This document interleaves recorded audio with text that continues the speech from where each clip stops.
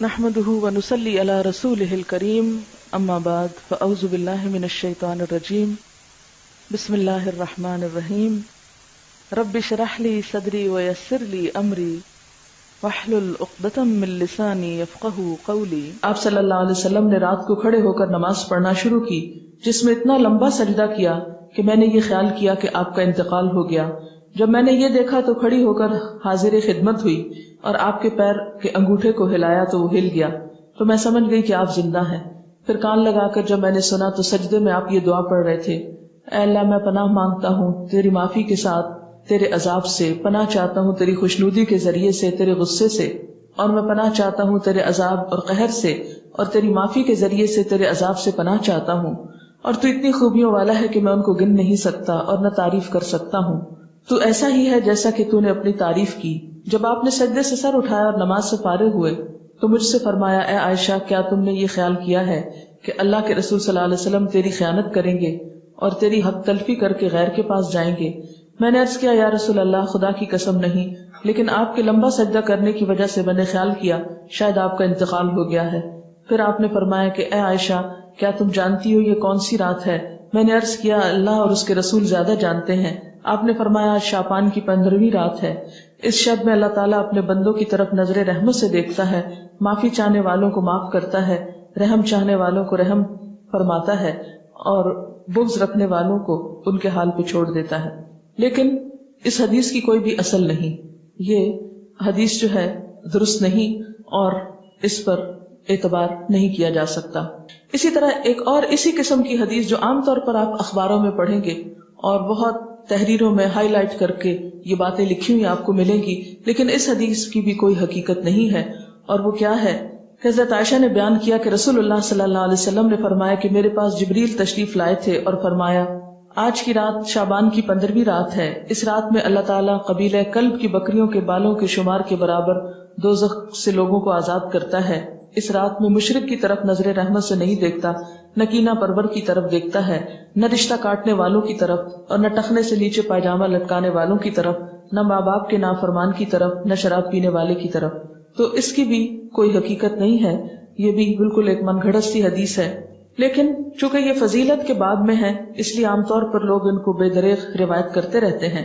اسی طرح ایک اور موضوع حدیث انشاءاللہ علوم الحدیث آپ پڑھیں گے تو آپ کو اس کی پوری ہسٹری بتائی جائے گی۔ موضوع حدیث ایک اور بھی ہے کہ آپ صلی اللہ علیہ وسلم نے فرمایا، جو شخص 15ویں شعبان کی رات میں 100 رکعتیں پڑھتا ہے تو اللہ تعالیٰ اس کی طرف 100 فرشتے بھیجتا ہے، 30 اسے جنت کی خوشخبری دیتے ہیں، 30 اسے آگ کے عذاب سے امن دیتے ہیں اور اسے دنیا کی بلاؤں سے دور رکھتے ہیں، اور 10 اسے شیطان کے دھوکے سے دور رکھتے ہیں۔ یہ بھی بالکل من گھڑت حدیث ہے اور ناقابل اعتبار۔ اسی طرح ایک اور روایت بیان کی جاتی ہے کہ شعبان کی 15ویں رات میں جو شخص 12 رکعت نماز پڑھے گا، ہر رکعت میں قل هو اللہ 30 مرتبہ، وہ نہیں مرے گا تا وقت اپنا ٹھکانہ جنت میں نہ دیکھ لے۔ Is it possible کہ کوئی شخص یعنی جنت دنیا میں دیکھ لے؟ کیونکہ حدیث میں آتا ہے کہ وہ ایسی جگہ ہے کہ کسی آنکھ نے اس کو دیکھا ہی نہیں، کوئی دماغ اس کا تصور نہیں کر سکتا، خواب میں بھی کوئی نہیں دیکھ سکتا، تو کہاں یہ کہ وہ دیکھ لے۔ یہ بالکل من گھڑت سٹوری ہے اور ناقابل اعتبار، اور اس کی سفارش اس کے گھر کے 10 جہنمیوں کے بارے میں قبول کی جائے گی۔ آپ خود سوچیں ذرا اس کی حقیقت پر کہ ایک شخص ساری زندگی 5 وقت نماز پڑھتا ہے، صدقہ خیرات کرتا ہے، جھوٹ سے بچتا ہے، حرام سے بچتا ہے، اس کے بارے میں تو کوئی ایسی خوشخبری نہیں سنائی گئی، اور کہاں یہ کہ ایک شخص ایک رات میں کھڑے ہو کر ایک رکعت میں 30 دفعہ قل هو اللہ پڑھ لے اور اس کے لیے اتنی بڑی بشارتیں کہ وہ دنیا میں ہی جنت دیکھ لے اور 10 گھر والوں کو بچا لے کہ جن کے بارے میں جہنم کا فیصلہ ہو چکا۔ یہ بات تو عقل بھی نہیں مانتی، کہاں یہ کہ اس کے اوپر دین کے اعتبار سے کوئی اعتماد کیا جا سکے۔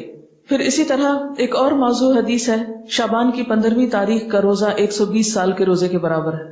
یہ بھی مشہور ہے بات، اور یہ بالکل جھوٹ بات ہے، یعنی 60 سال گزشتہ زمانے کے اور 60 سال آئندہ کے، اور یہ چیز بھی قابل اعتبار نہیں۔ تو جو صحیح روایات سے ہم کو پتہ چلتا ہے شعبان کے بارے میں وہ کیا ہے کہ اس مہینے میں روزوں کی فضیلت ہے، یعنی ایک برکت والا مہینہ ہے، رمضان کی ابتدا ہے، رمضان کی تیاری ہے، اور کثرت سے نفلی روزے رکھنے چاہیے۔ ہاں 15 شعبان کے بعد نفلی روزوں سے بھی روکا گیا ہے تاکہ رمضان کے لیے کمزوری نہ ہو اور رمضان کے روزے چھوٹنے کا اندیشہ نہ ہو۔ ایک آیت جو عام طور پر اس رات کے بارے میں قرآن پاک سے کوٹ کی جاتی ہے وہ سورۃ الدخان کی یہ آیت ہے، انا انزلناہ فی لیلۃ مبارکۃ انا کنا منذرین فیہا یفرق کل امر حکیم امرا من عندنا انا کنا مرسلین رحمتا من ربک انہ هو السمیع العلیم۔ ترجمہ ہے اس کا، بے شک ہم نے اسے برکت والی رات میں اتارا ہے، بے شک ہم خبردار کرنے والے ہیں، اس میں بانٹا جاتا ہے ہر حکمت والا کام ہمارے پاس کے حکم سے، بے شک ہم بھیجنے والے ہیں تمہارے رب کی طرف سے رحمت، بے شک وہی سنتا جانتا ہے۔ یہ آیات مکہ معظمہ میں نازل ہوئیں، واقع معراج سے قبل نازل ہوئیں۔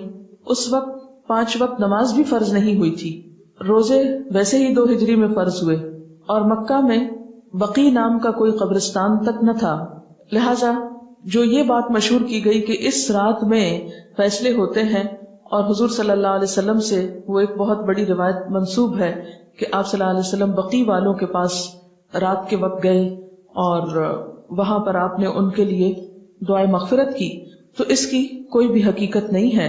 بات یہ ہے کہ یہ آیت کیا بتاتی ہے، اس کی وضاحت دیکھیے، اس میں کیا لکھا ہے۔ پہلے یہ بتا دوں کہ اس آیت کے بارے میں لوگوں نے یہ مشہور کر رکھا ہے کہ یہ 15 شعبان کے بارے میں ہے۔ یعنی سورۃ دخان کی یہ آیتیں عام طور پر آپ دیکھیں کہ ٹیلی ویژن میں 15ویں شب کو مختلف پروگرامز کے شروع میں کوٹ کی جاتی ہیں، پڑھی جاتی ہیں، اور لوگوں کو اس آیت کے ریفرنس سے یہ بتایا جاتا ہے کہ یہ 15 شعبان ہے۔ حالانکہ اس آیت کا نزول کب ہوا؟ مکہ میں ہوا، اور مکہ میں معراج سے قبل۔ اور پھر اس آیت میں جو بات پتہ چلتی ہے وہ کیا کہ اس مبارک رات میں قرآن پاک نازل کیا گیا، انا انزلناہ فی لیلۃ مبارکۃ۔ قرآن پاک ہی کی ایک اور آیت سے کیا پتہ چلتا ہے کہ قرآن پاک کب نازل ہوا؟ آپ بتائیے۔ رمضان میں نازل ہوا۔ سورۃ البقرہ کی آیت شہر رمضان الذی انزل فیہ القرآن، کہ رمضان وہ مہینہ ہے جس میں قرآن پاک نازل کیا گیا۔ پھر وہ رات شعبان میں کیسے آ گئی؟ پھر دوسری بات یہ ہے کہ سورۃ القدر کے شروع میں کیا آتا ہے؟ انا انزلناہ فی لیلۃ القدر، اور لیلۃ القدر کون سی ہے؟ وما ادراک ما لیلۃ القدر، لیلۃ القدر خیر من 1000 شہر، تنزل الملائکۃ والروح فیہا باذن ربہم من کل امر سلام ہی حتی مطلع الفجر۔ ہمیشہ سے آپ کو معلوم ہے کہ اس سورت کی جو تفسیر کی جاتی ہے وہ کیا ہے کہ یہ کس رات کے بارے میں بات ہے؟ لیلۃ القدر کے بارے میں۔ اور لیلۃ القدر کیا شعبان میں ہوتی ہے یا رمضان میں؟ رمضان میں۔ اور رمضان کی کون سی رات ہوتی ہے؟ اس کے بارے میں تاکید سے نہیں بتایا گیا کہ کون سی رات، ہاں آخری عشرے کی رات ہے۔ اور اس کی تفصیل کہاں سے پتہ چلتی ہے؟ حدیث پاک میں ہے کہ ایک مرتبہ آپ صلی اللہ علیہ وسلم گھر سے باہر تشریف لائے، دیکھا کہ 2 شخص باہم جھگڑ رہے تھے، آپ نے ان کی صلح فرمائی، پھر فرمایا کہ میں تمہیں ایک خیر کی بات بتانے نکلا تھا مگر تم جھگڑ رہے تھے، اس لیے میں وہ بات بتانا بھول گیا، صرف اتنا یاد ہے کہ وہ بات یہ تھی کہ وہ رات کب ہے، یعنی میں یہ بتانے کو آ رہا تھا کہ لیلۃ القدر کب ہے، لیکن تمہارے جھگڑے کی وجہ سے وہ مجھ کو بھول گئی، اب مجھے یاد نہیں، بس اتنا یاد رہ گیا کہ وہ برکت والی رات رمضان المبارک کی آخری 5 طاق راتوں میں سے ایک تھی، اب تم اس کو 21، 23، 25، 27 اور 29ویں راتوں میں تلاش کرو۔ یہ بخاری کی روایت ہے۔ آپ صلی اللہ علیہ وسلم اس رات کو پانے کے لیے رمضان کے آخری عشرے کا اعتکاف فرمایا کرتے تھے، یہ بھی بخاری کی روایت ہے۔ تو اس سے کیا پتہ چلتا ہے کہ لیلۃ القدر، قدر سے مراد کیا ہے؟ ایک تو قدر و قیمت کے معنوں میں آتا ہے، دوسرا قدر سے مراد تقدیر بھی ہے کہ تقدیر کے فیصلے اس رات میں ہوتے ہیں، نہ کہ 15 شعبان کی رات کو۔ اور پھر آپ دیکھیں کہ اس میں ان آیتوں میں جو میں نے آپ کے سامنے سورۃ الدخان کی پڑھی ہیں، ان میں آتا ہے فیہا یفرق کل امر حکیم۔ فیہا سے مراد کیا ہے؟ اس رات میں یفرق تقسیم کیے جاتے ہیں، کل امر سب کام، حکیم حکمت والے، یعنی ہر قسم کے فیصلے اس رات میں فرشتوں کے حوالے کیے جاتے ہیں، ان کو دے دیے جاتے ہیں۔ تو اس سے بھی کیا پتہ چلتا ہے کہ سورۃ الدخان کی یہ آیت 15 شعبان کے بارے میں نہیں ہے بلکہ لیلۃ القدر کے بارے میں ہے، جس میں قرآن پاک بھی نازل ہوا اور جس میں لوگوں کی قسمتوں کے بھی فیصلے کیے جاتے ہیں۔